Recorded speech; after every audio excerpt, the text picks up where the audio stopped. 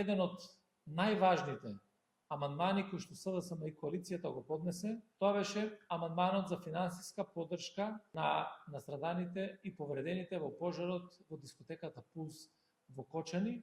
Амандман со кој се предвидуваат 934 милиона 340 илјади денари, кои што треба да се издвојат од буџетот за директна помош. Владата не покажа слух, не го прифати амандманот, не понуди образложение со кое што ќе укаже дека нема потреба да се прифаќа ваков амандман, а имаме пари во буџетот. И пратениците на ВМРО-ДПМН не го поддржаа амандманот, односно не гласа.